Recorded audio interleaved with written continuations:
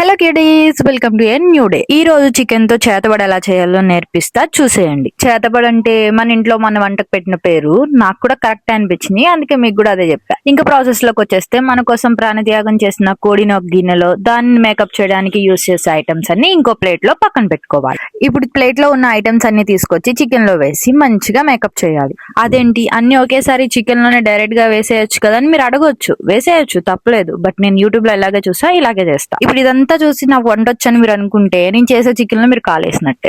నేను యూట్యూబ్ లో చూసినప్పుడు అన్న కారం ఇట్ట స్టైల్ గా వేసిండు, అందుకే మనం కూడా స్టైల్ గా వేసినాం. మీకు కావాలంటే మీరు నార్మల్ గా వేసుకోవచ్చు. నాకు కొన్ని నెచ్చులు కాబట్టి నెచ్చులు పోయా, అది నా ఇష్టం. ఇంకా ప్రాసెస్ లోకి వచ్చేస్తే, తల్లిని బిడ్డని ఒకటి చేసేయాలి. ఆ తర్వాత ఇలా ఎండిపోయిన నిమ్మకాయలు కాకుండా మంచి జ్యూస్ ఉన్న నిమ్మకాయలు తీసుకొచ్చి 2 కట్ చేసి ఇంకంతే, ఇక్కడతో మేక్ ఓవర్ సమాప్తం. ఇప్పుడు దీన్ని తీసుకెళ్లి ఫ్రిడ్జ్ లో 2 గంటలు పెట్టాలి. ఆ 2 గంటలు మనం ఆలోచించుకోవాలి, దీన్ని తందూరి చేస్తే బాగుంటుందా లేకపోతే డీప్ ఫ్రై చేస్తే బాగుంటుందా. నేను ఏం చేశానో నెక్స్ట్ పార్ట్ లో చెప్తా. ఆ లోపు మీరు పేజ్ ఫాలో చేసి వెయిట్ చేసేయండి అబ్బా, ప్లీజ్.